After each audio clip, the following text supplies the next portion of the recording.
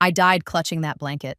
Not the soft, expensive cashmere throw my sister Vanessa paraded around the house in, the one she'd stolen from my room 3 years ago, claiming it was always meant to be hers. No, I died holding the threadbare, faded thing she'd left behind in the swap, a ratty piece of fabric that had been my grandmother's, the only thing of value our mother had ever given me. Even as the carbon monoxide from the faulty heater filled my lungs, even as my vision blurred and my body grew cold in that basement room they'd relegated me to, I held on to it. It smelled like lavender and old books and the only person who'd ever loved me. When I opened my eyes again, I was 14 years old, sitting at the breakfast table, and Vanessa was bragging about making the cheerleading squad. The shock of it paralyzed me for exactly 3 seconds. Then I looked down at my hands, smooth, unmarked by the years of restaurant work that had left them scarred and calloused. I touched my face, felt the softness of skin that hadn't yet been weathered by exhaustion and malnutrition. My heart hammered against my ribs as the memories crashed over me. 28 years of life, most of them miserable, ending in that freezing basement at age 32 while my family celebrated Christmas upstairs, probably not even noticing the heater had been broken for weeks, probably not even remembering I existed. "Are you going to eat that?" Vanessa's voice cut through my shock. She was already reaching for the bacon on my plate, her perfectly manicured nails, paid for by our parents, of course, gleaming in the morning light. "No," I said, and watched her eyes widen slightly at the firmness in my voice. The old Emma would have mumbled something apologetic and slid the plate over. The new Emma, the one who remembered dying alone and forgotten, had other plans. My mother looked up from her phone, irritation flickering across her face. "Emma, don't be rude to your sister." "I'm not being rude. I'm just not giving her my breakfast." I picked up a piece of bacon and bit into it, maintaining eye contact with Vanessa. Her face flushed red. "Mom?"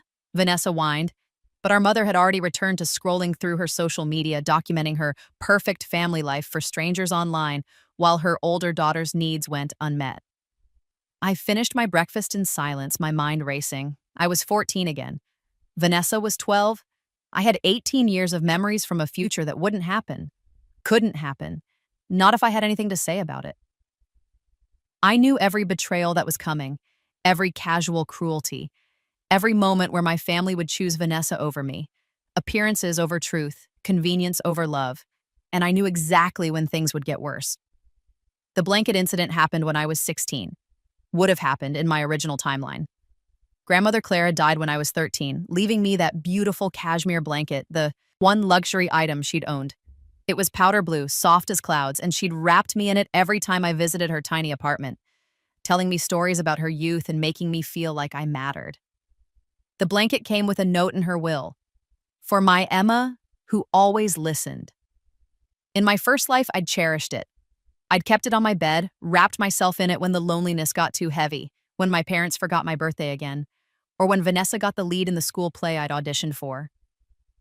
It was my comfort, my security, my proof that someone had once loved me. And Vanessa had taken it. She'd walked into my room one day when I was at school, taken the cashmere blanket and left behind an old worn quilt that had been in the linen closet. The one with stains and holes, the one that smelled musty no matter how many times you washed it. When I'd discovered the swap and confronted her, she'd laughed. "It matches my room better," she'd said, as if that were reason enough. "Besides, you don't have friends over. No one sees your room anyway." Our mother had sided with Vanessa.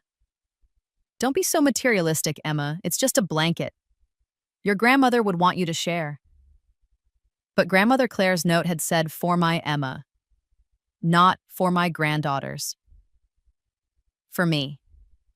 In my first life, I'd cried about it for weeks, then forced myself to accept it, to make do with the ratty replacement.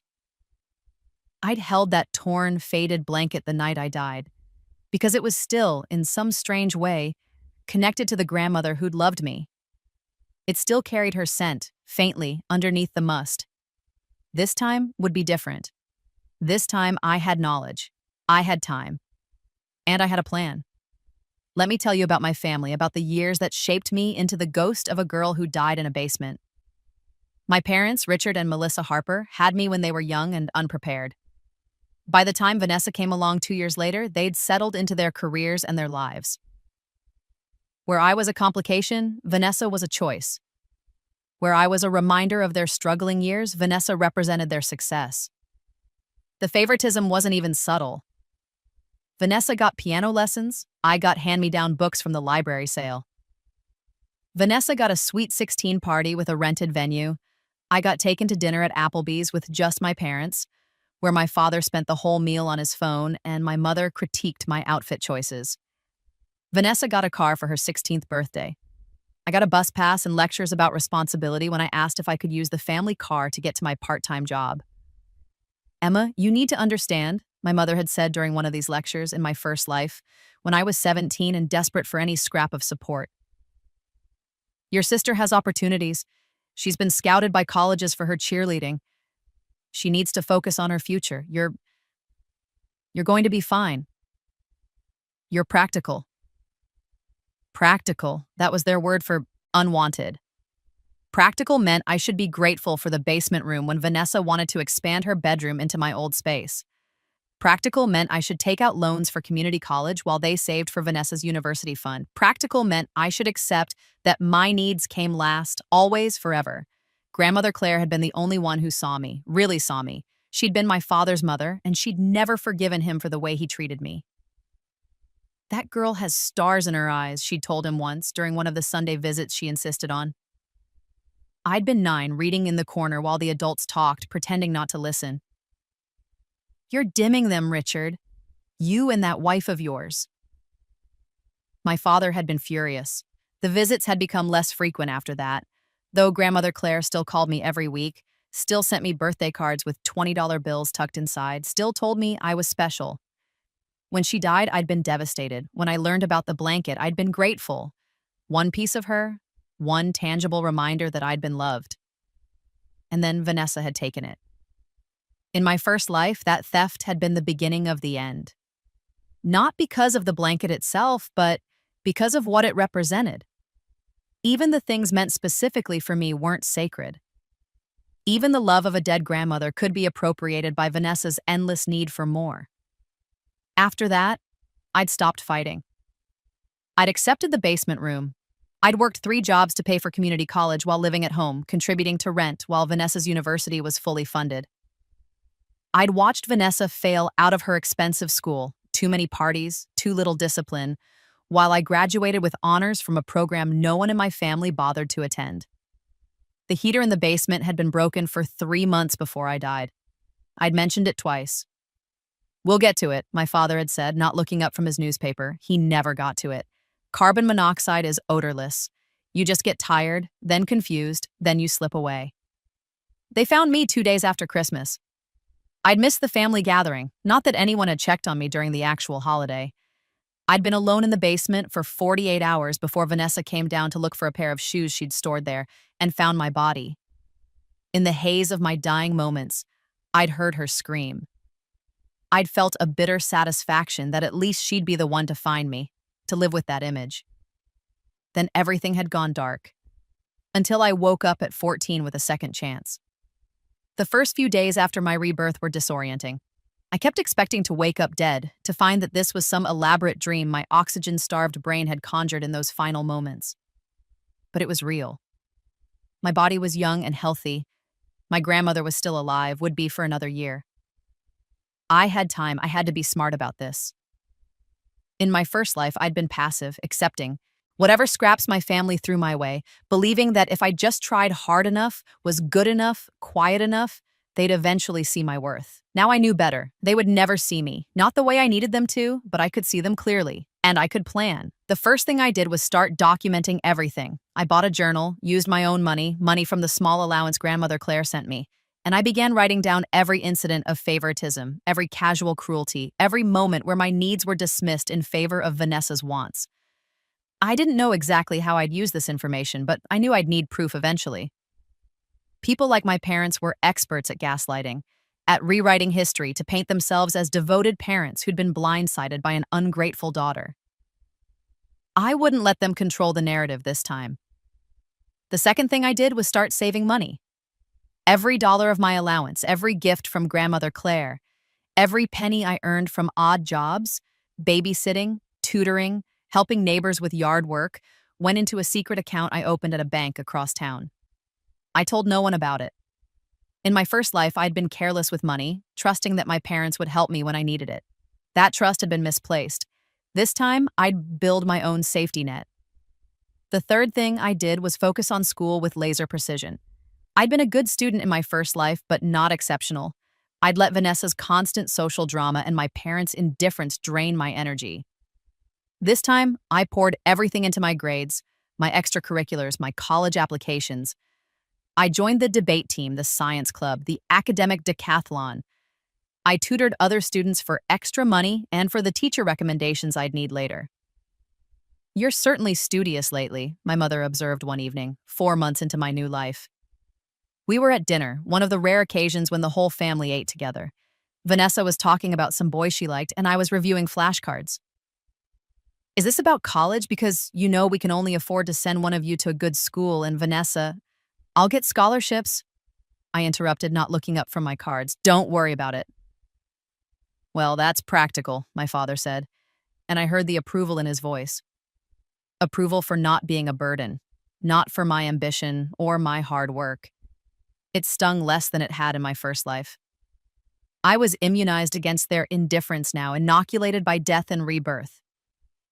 Vanessa was staring at me with narrowed eyes. She'd noticed the change in me, the way I no longer flinched when she took things from my room, no longer begged for scraps of parental attention. It unsettled her. Good. When I was 15, Grandmother Claire fell ill. In my first life, I'd been devastated, spending every free moment at her hospital bedside, reading to her, holding her hand, telling her about school. This time I did.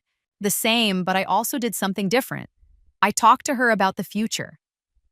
"Grandma," I said one afternoon when we were alone, her frail hand in mine, "can I ask you something?"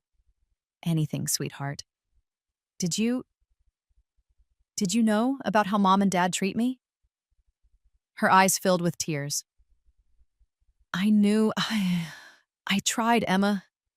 I tried to talk to your father, but he's—" She trailed off, unable to voice what we both knew, that her son had failed me in every way that mattered.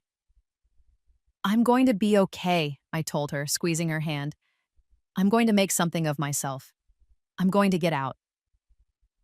"I know you will," she whispered. "You're stronger than all of them. You have my blood in you, Emma. My mother, your great-grandmother, she came to this country with nothing and built a life. That strength is in you, too." She died 3 weeks later, peacefully in her sleep. The blanket came to me again along with the note. This time, I was ready. I took the blanket home and immediately took photos of it. Close-ups of the tag, the stitching, the powder blue color. I photographed Grandmother Claire's note with the blanket, making sure the date and her signature were clearly visible. Then I wrote my own note, addressed to my future self, describing the blanket's sentimental value, its provenance, and my intention to keep it forever.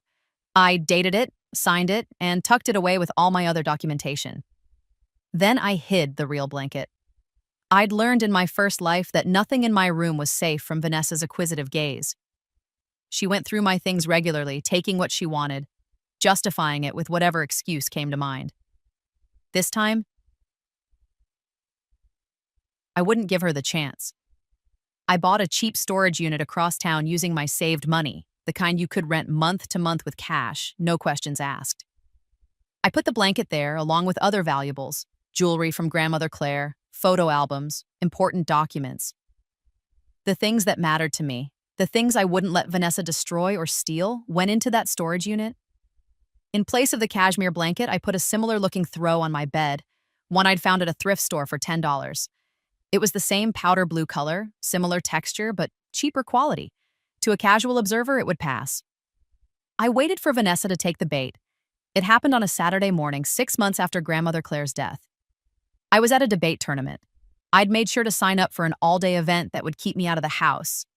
I'd also made sure to mention, casually, the night before, that I'd be gone. "Finally getting out of the house for once?" Vanessa had said, her tone mocking. "Must be nice not having a social life. No one to miss you." I'd smiled blandly. "Must be nice having so much free time on weekends." "What are you doing tomorrow?" "Just hanging out. Maybe redecorating my room." She'd looked at me strangely when she said it, like she was testing me. I'd shrugged. Sounds fun. When I came home that evening, the cheap blanket was gone from my bed.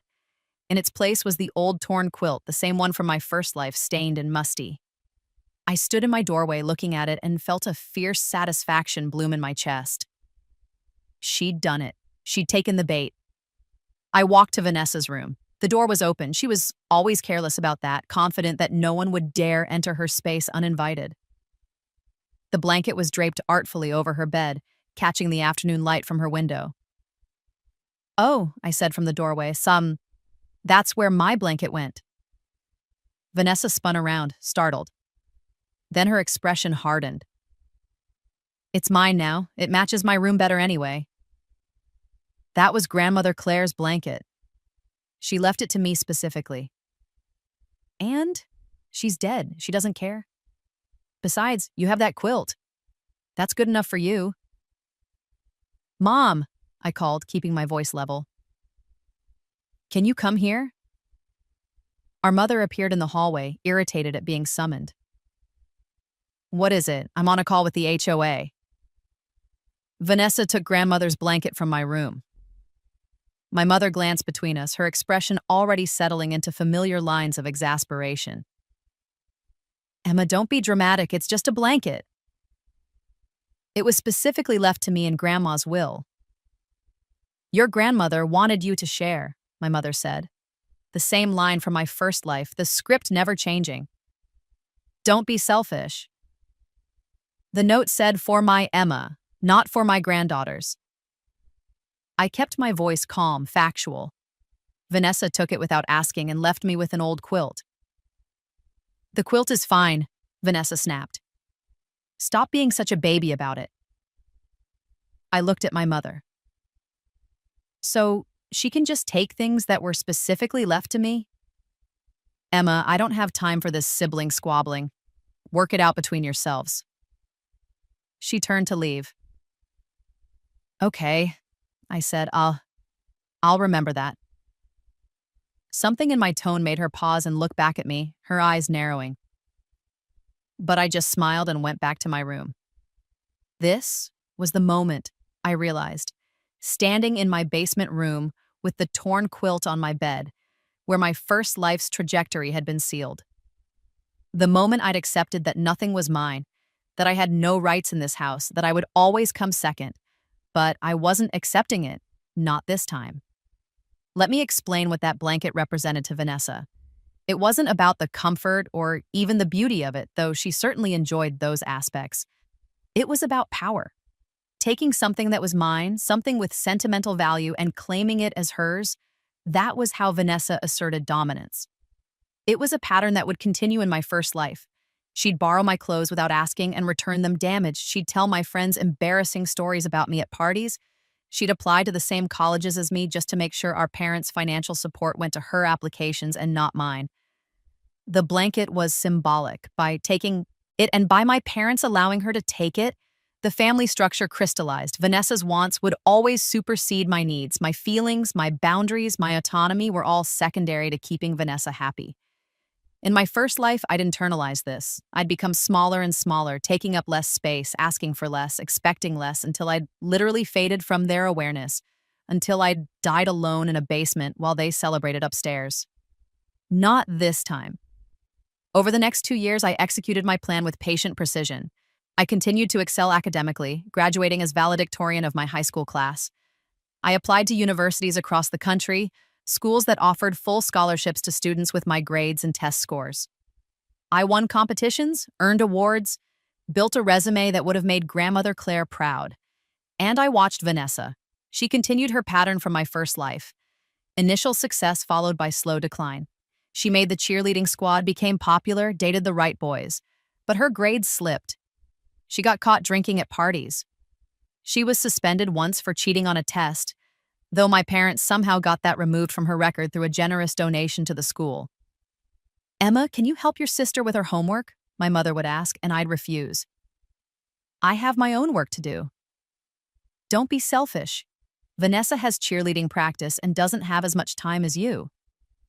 "She has the same 24 hours I do. How she spends them is her choice. These small rebellions drove my mother crazy, but she couldn't quite articulate why. I was being perfectly reasonable after all. I just wasn't sacrificing myself on the altar of Vanessa's needs anymore. My father barely noticed. He never had.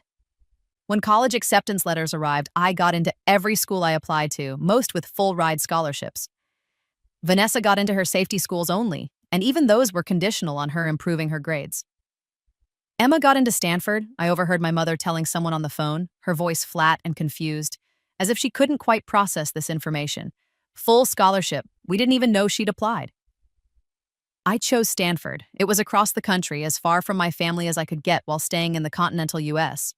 I'd majored in computer science in my first life, had struggled through community college while working full-time, barely scraping by. This time, I'd have resources, time, freedom. This time, I'd thrive. But before I left, I had one more thing to do. I went to Vanessa's room one evening in late August, right before I was set to leave for California. She was packing for her own school. She'd gotten into a state university after my parents had pulled strings and made donations. The powder blue blanket was still on her bed, looking somewhat worse for wear. Vanessa hadn't taken care of it the way I would have. "I'm leaving tomorrow," I said from her doorway. She looked up, surprised. We barely spoke these days. "Okay." "I just wanted to say thank you." "For what?" "For teaching me an important lesson. About family, about worth, about what really matters." She narrowed her eyes, suspicious. "What are you talking about?" "You took grandmother's blanket.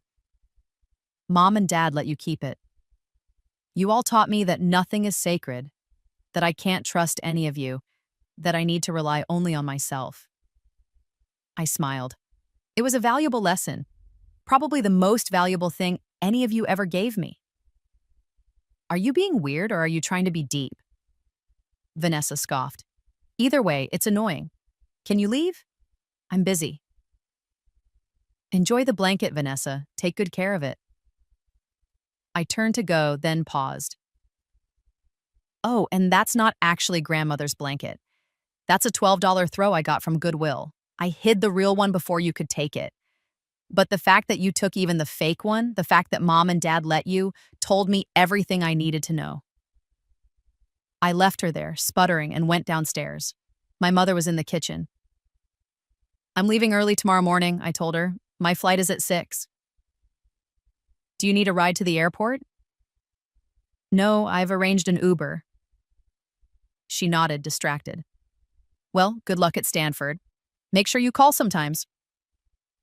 I knew I wouldn't call. I knew she wouldn't notice. Stanford was everything I'd hoped for and more. I threw myself into my studies, into research projects, into internships with major tech companies. I made friends, real friends, people who valued me for who I was, not for how much I could sacrifice for them. I dated, cautiously at first, learning to trust that not everyone would treat me as disposable. I went home for holidays the first year, partially to keep up appearances, partially to check on my trajectory.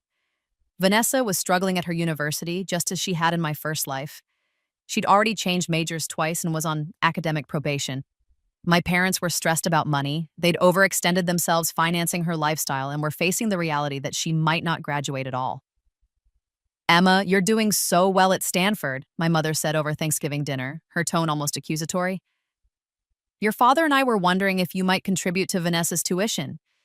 You know you're on full scholarship, so you have more flexibility." I looked at her calmly. "No. No?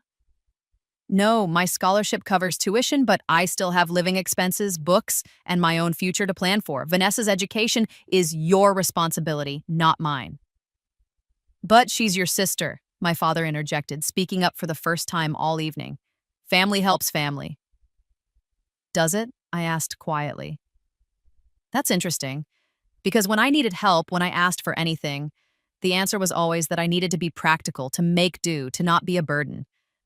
So I learned. I'm being practical now." The table fell silent. Vanessa was staring at her plate, her face red. My parents looked uncomfortable, unable to argue with my logic, but resentful of my refusal nonetheless. I didn't go home for Christmas that year, or the next. I found internships research opportunities, reasons to stay in California. My family called less and less frequently. I was fine with that. In my junior year at Stanford, I landed an internship at a major tech company. In my senior year, they offered me a full-time position starting after graduation, with a salary that made my parents' combined income look modest. I accepted. I was 22 when I bought my first property. It wasn't a house, not yet. It was a small condo in Mountain View near my new job.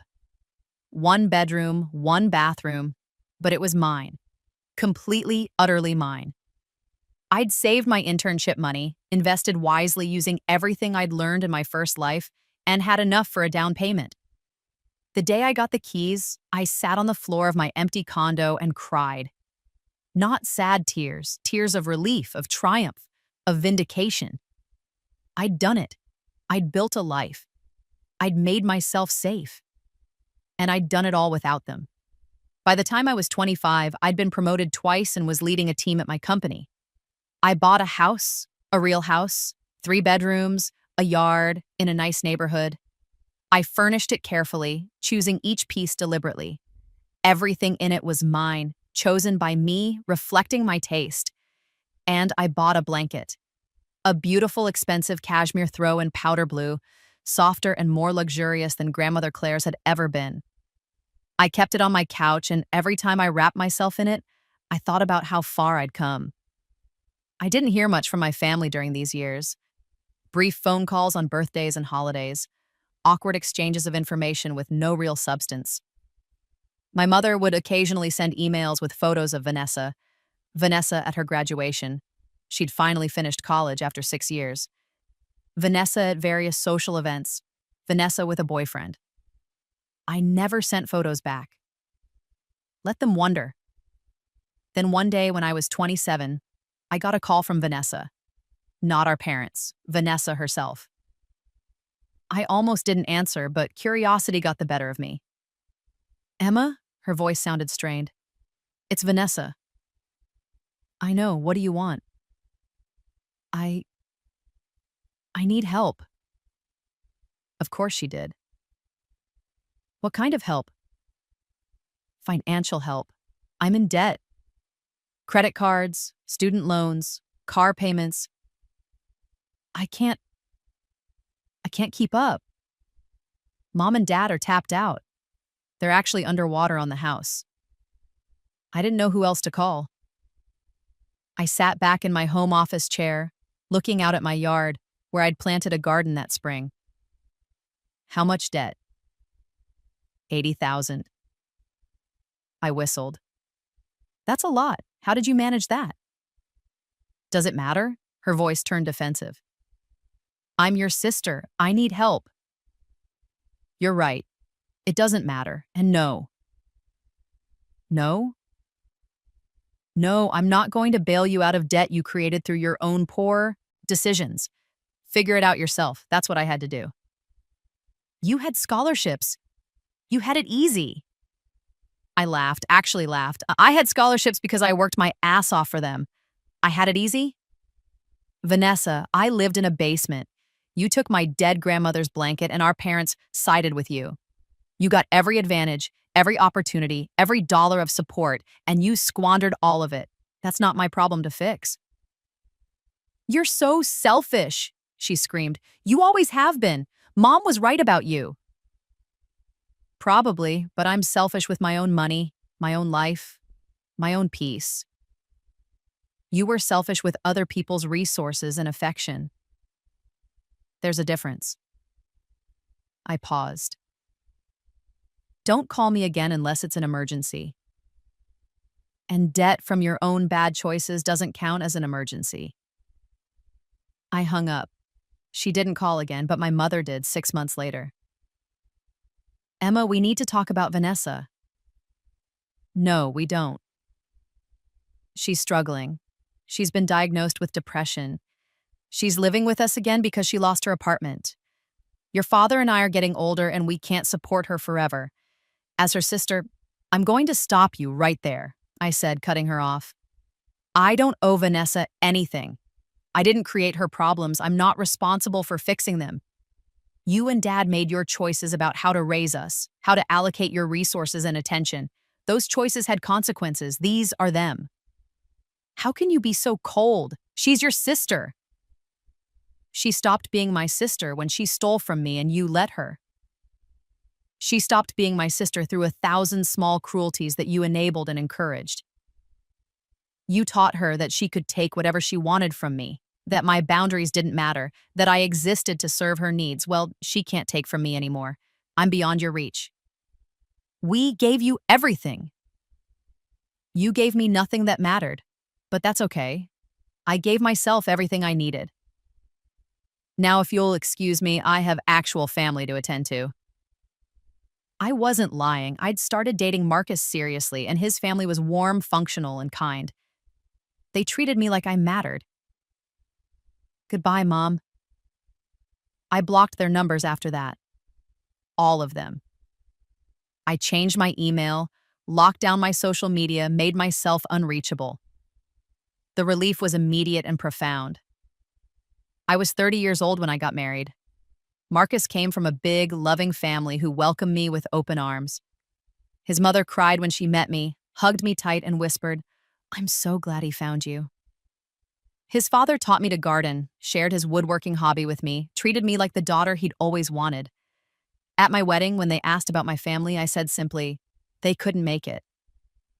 Marcus knew the truth. I'd told him everything about my first life, the rebirth, the years of abuse and neglect. He believed me, or at least he believed that I believed it, and he understood that whether literal or metaphorical, the pious he.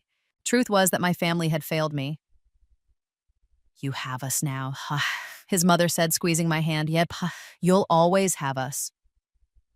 I was 31 when I got pregnant, 32 when my daughter was born. I held her in my arms, this perfect, tiny human, and made a promise. She would always know she was loved.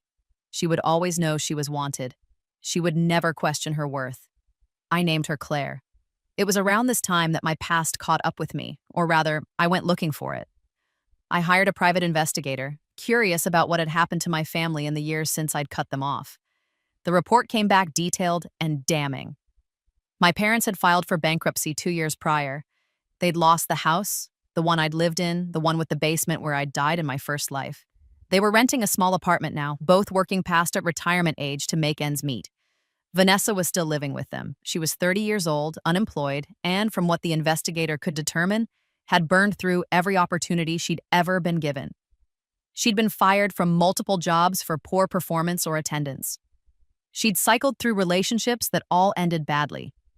She'd gained weight, lost her social circle, spent most of her time online complaining about how unfair life was. And according to the photos the investigator had taken through their apartment window, she still had that powder blue blanket, the fake one. It was worn now, nearly threadbare, draped over the couch in their small living room.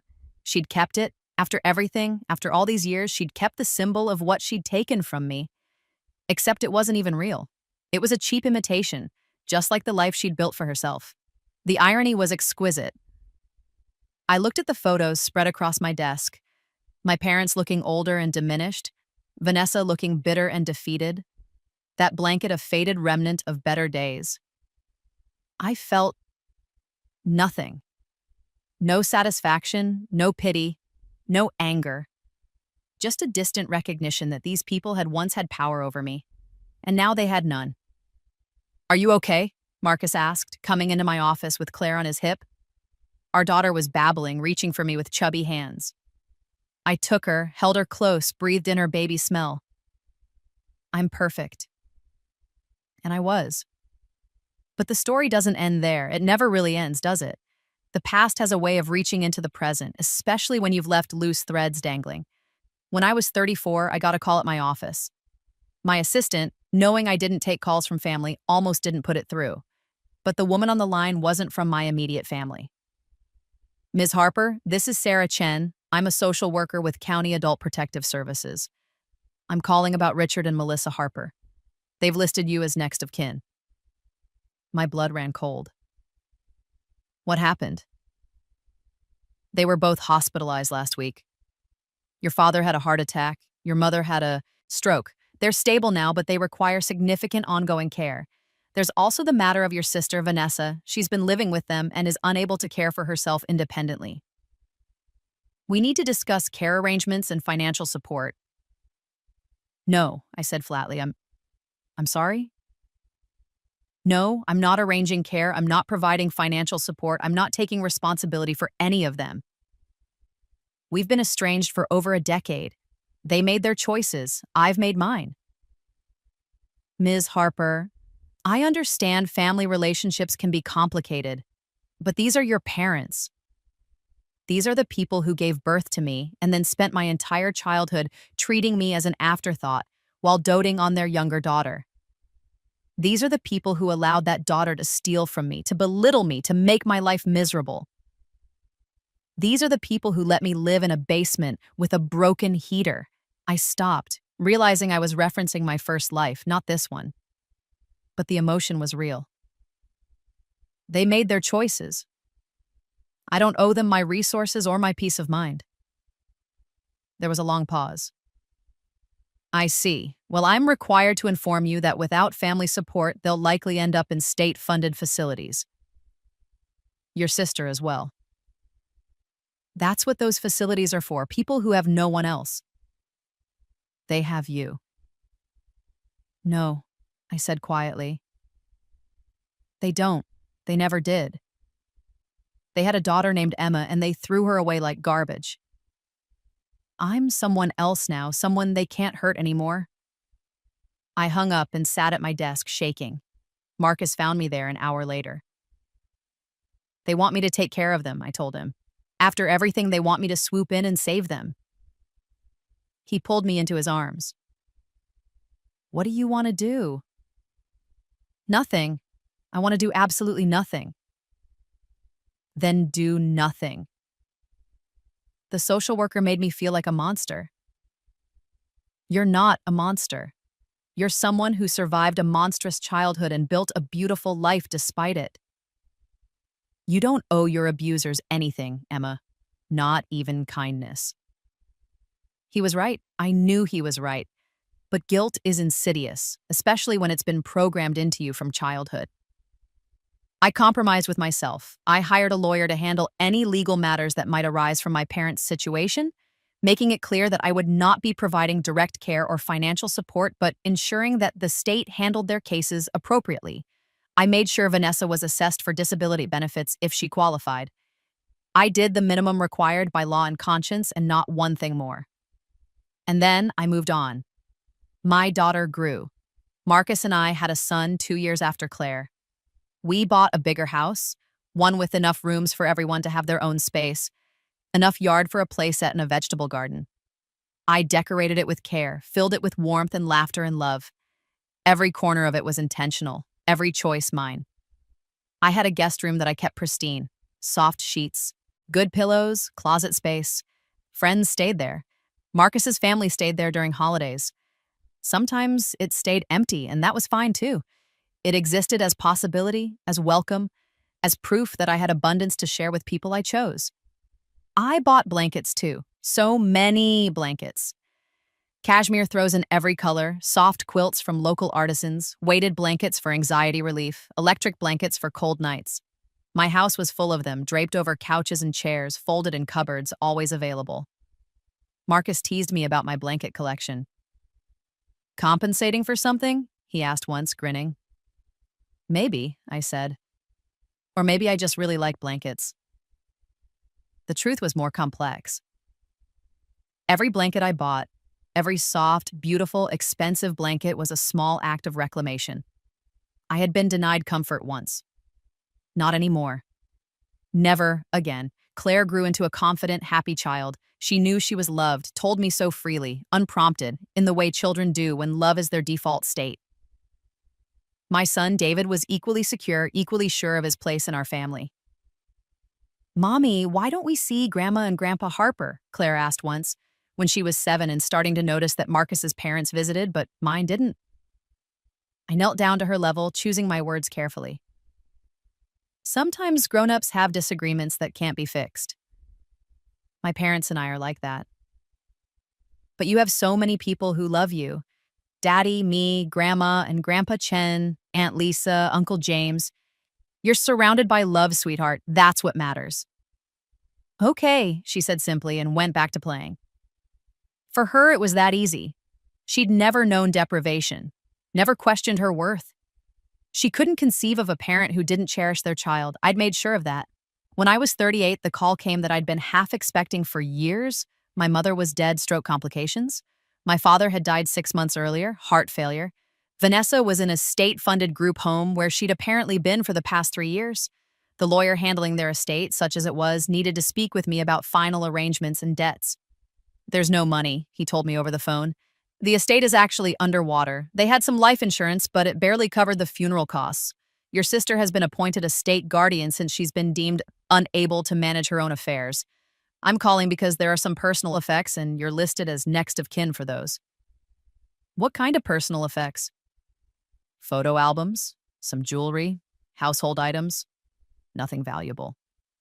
You can claim them if you want, or we can dispose of them. I thought about it. I'll come look at them. Marcus came with me. We drove to a storage facility where the estate lawyer had placed everything. It was a small unit, maybe 10 by 10, filled with boxes and furniture I remembered from my childhood. I walked through slowly, Marcus's hand in mine. There was my mother's jewelry box, costume pieces, nothing real. There was my father's desk, scarred and worn.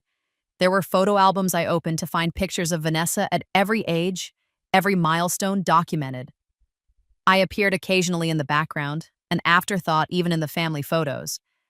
And then I found it. In a box marked Vanessa's Things, wrapped carefully in tissue paper, the powder blue blanket, the fake one.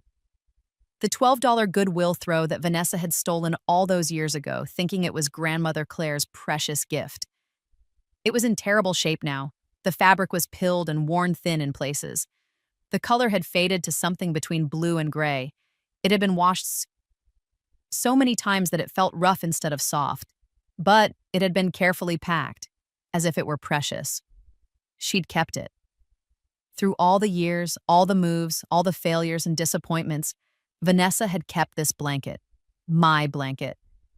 Except it had never been mine. Not the real one.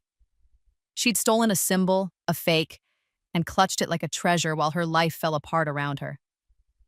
I held it up and Marcus raised his eyebrows. Is that the fake? I confirmed. She never knew. All these years she thought she'd won. She thought she'd taken something precious from me, but it was worthless, just like everything else she took. What are you going to do with it? I looked at the blanket, really looked at it. It wasn't even good enough to donate anymore. It was garbage, kept past its usefulness by someone who had nothing else of value. Nothing, I said, dropping it back in the box. Let the estate dispose of it. It's not mine. It never was. We left the storage unit without taking anything. I signed papers relinquishing my claim to the estate, such as it was.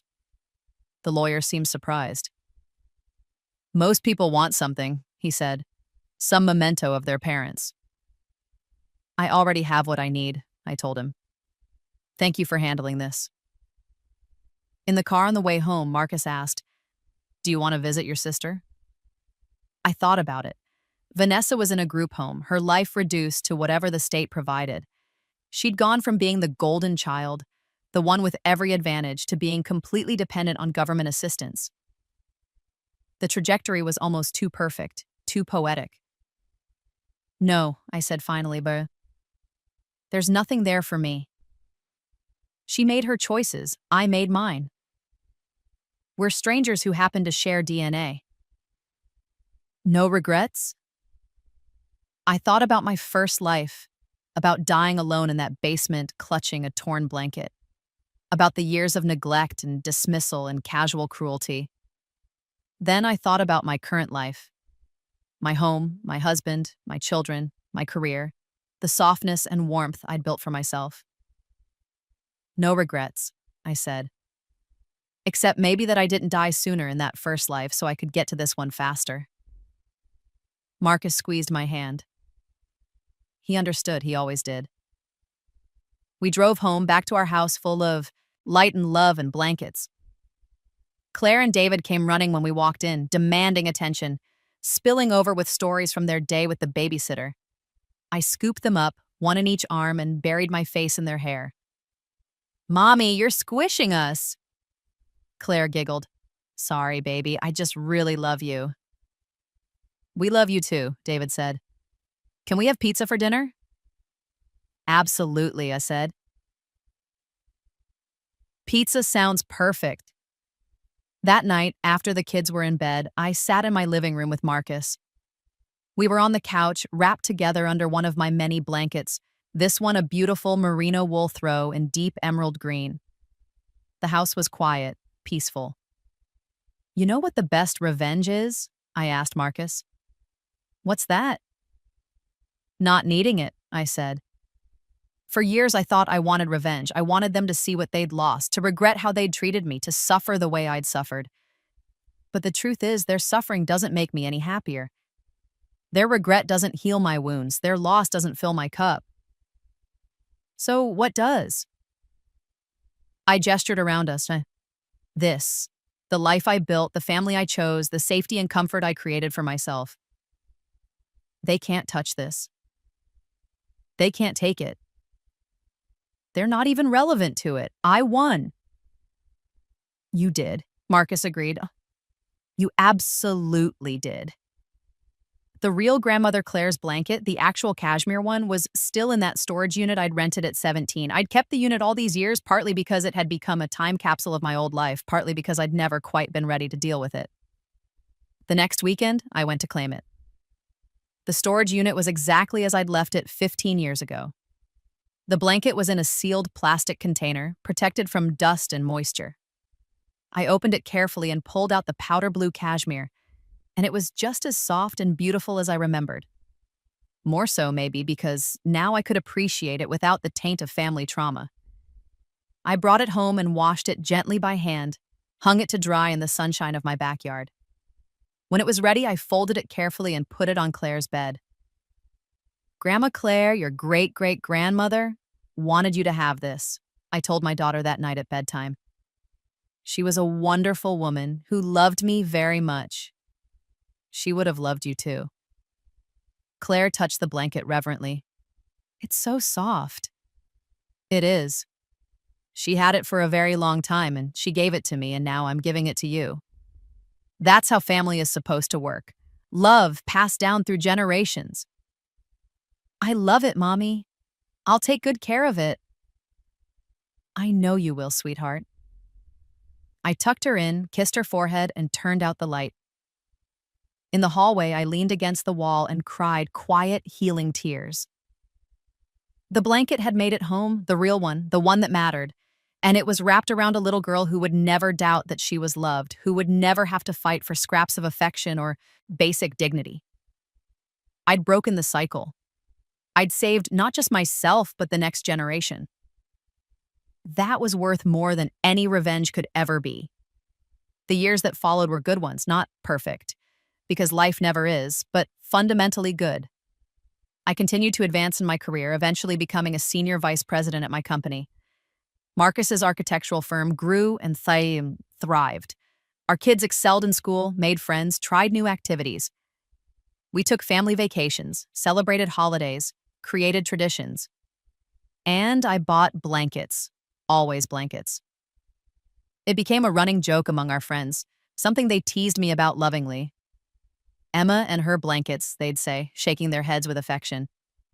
There are worse addictions, I'd reply, and they'd laugh, not knowing how true that was. On the anniversary of what would have been my death in the other timeline, December 23rd, I always did the same thing. I'd light a candle and sit quietly for an hour, wrapped in one of my blankets, and think about the Emma who died alone. I'd thank her, in a way, for showing me what not to accept, for teaching me through her suffering what I needed to change. Then I'd blow out the candle and rejoin my family, grateful beyond measure for the second chance I'd been given. When I was 45, I got one final call about Vanessa. She'd died, pneumonia complications. The group home administrator needed to know if I wanted to be involved in the funeral arrangements. Was she suffering? I asked. No, ma'am, she was comfortable. We provided good care. Then that's all I needed to know. Thank you for taking care of her. We found something in her belongings, the administrator said. A very old blanket. Seems like it was important to her. We weren't sure what to do with it. Throw it away, I said gently. It's not important. It never was. I hung up and sat for a moment, processing. Vanessa was gone. My parents were gone.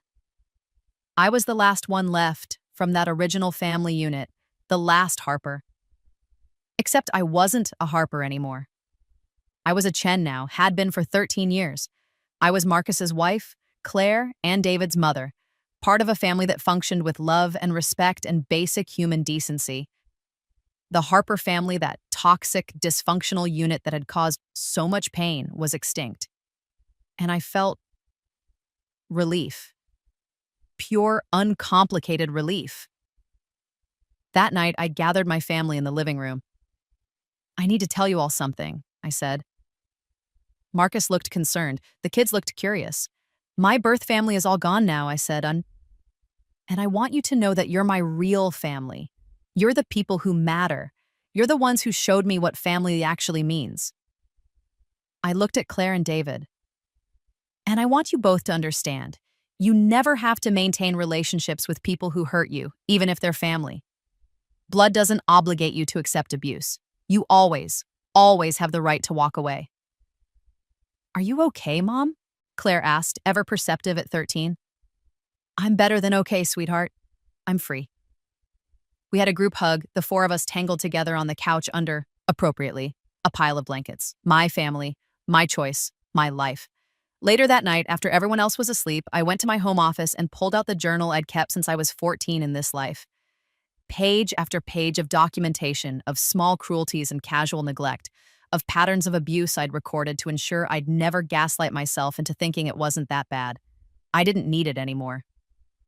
I took the journal outside to our fire pit. Marcus had built it himself. A beautiful stone circle where we roasted marshmallows with the kids and told stories. I lit a fire and fed the journal to it, page by page, watching my old pain transform into ash and smoke that drifted up into the night sky. Goodbye, I whispered to the flames. Goodbye to all of it. The last page burned away, and I sat there watching the fire die down to embers. The night was quiet, peaceful. In the distance, I could hear the sound of the wind chimes Marcus had hung from our porch. Soft, melodic, soothing. I went inside, checked on my sleeping children, kissed each of their foreheads. Claire was wrapped in Grandmother Claire's blue blanket, exactly where it belonged. David had kicked his covers off as usual, and I pulled them back up gently. In my bedroom, Marcus was already asleep. I slipped in beside him, and he automatically pulled me close, even in sleep. Safe, loved, home. I thought about the other Emma, the one who'd died clutching a torn blanket in a cold basement. I hoped, wherever she was, she knew that this life was her legacy too. Her suffering hadn't been meaningless. It had shown me exactly what I needed to change, given me the determination to never accept less than I deserved, taught me to value my own worth even when no one else did. She'd died so I could live. And I'd lived, really lived, in a way she never got to. Thank you, I whispered into the darkness, to her, to fate, to whatever force had given me this second chance. Thank you. The next morning, I woke up to sunlight streaming through my bedroom window and the smell of coffee. Marcus always made it first, strong and perfect. I could hear the kids downstairs arguing good-naturedly about something, their voices full of life and security. I got up and caught my reflection in the mirror. 45 years old, laugh lines around my eyes, a few gray hairs I didn't bother to hide. I looked happy. I looked healthy. I looked like someone who'd been loved. I went downstairs in my pajamas and fuzzy socks, grabbed my coffee from Marcus with a kiss, ruffled David's hair, squeezed Claire's shoulder. We had breakfast together, everyone talking over each other, making plans for the weekend. This was my revenge, if you could even call it that. Living well, living fully, creating a life so beautiful, so full of warmth and love and security that my past couldn't touch it. Building a family that functioned the way families should, with respect and care and genuine affection. Vanessa had kept that torn blanket until the day she died, thinking it was precious, thinking she'd won something by taking it from me. And maybe, in her mind, she had won. She'd gotten the blanket, the attention, the resources. She'd been the golden child, the favorite, the one who mattered. But I'd gotten something so much better. I'd gotten free. I'd gotten wise. I'd gotten strong. And I'd built a life she couldn't even imagine, using skills I'd developed precisely because I'd been forced to rely on myself. The blanket, both the real one and the fake, had been a symbol. She'd kept the fake, clutching onto a worthless thing while her life fell apart. I'd kept the real one safe, protecting what mattered until I could give it to someone who'd cherish it properly. And that really was the whole story. She'd always been focused on taking things from me, on what she could grab and claim. I'd been focused on building something real, something lasting, something true. She'd died with nothing but a tattered fake blanket and a lifetime of regrets. I'd lived and was still living, surrounded by genuine comfort and love. I won. Not by destroying her, she'd destroyed herself with her own choices, enabled by parents who'd never taught her that the world didn't revolve around her needs. Not by revenge, her suffering didn't make me happier, and I'd wasted no energy on causing it. I won by doing something much simpler and much harder. I survived. I thrived. I refused to let their treatment of me define my worth or my future. I took the worst thing that had ever happened to me, dying alone and unloved in a basement, and used it as a roadmap of what to never accept again. And then I built something beautiful. Mom, Earth to Mom! David was waving his hand in front of my face. You're spacing out. Sorry, honey, what were you saying? Can we go to the park today, please? I looked around at my family, all of them looking at me expectantly, all of them secure in the knowledge that I'd say yes, that I'd make time for them, that their needs mattered to me. Absolutely, I said. Let's all go. We can bring a picnic lunch. Can I bring my blanket? Claire asked. The soft blue one? Of course you can, sweetheart. We spent the afternoon at the park, spread out on blankets under a big oak tree, eating sandwiches and fruit and cookies. The kids ran around playing. Marcus and I watched them, hands intertwined, completely content. You seem peaceful, Marcus observed. More so than usual, even. I am, I said. It's finally over, all of it, the past, the pain, the connection to people who never valued me. It's done. I'm just here. Now. With people I chose and who chose me back. That's all that matters, he said, and kissed my temple. Claire came running back, wrapped in Grandmother Claire's blue blanket despite the warm spring day. Mom, look, I'm a superhero. She'd made it into a cape somehow. The most beautiful superhero I've ever seen, I told her, and she beamed at me with uncomplicated joy. That little girl would never know what it felt like to be second best. She'd never understand being dismissed or overlooked. She'd grow up confident and loved the way all children should. I'd made sure of it. And somewhere, in whatever afterlife existed or didn't, I hoped my grandmother Claire could see this. Could see that her blanket had made it to the right person eventually. Could see that the granddaughter she'd loved had built a life worth living, a family worth having. Could see that love, real love, had won in the end. Because it had. Despite everything, against all odds, it had. I'd taken the worst thing that had ever happened to me and transformed it into the best life I could imagine. I'd turned pain into purpose, trauma into triumph, loss into love. Vanessa had taken my blanket. I'd bought a house, built a home, created a legacy.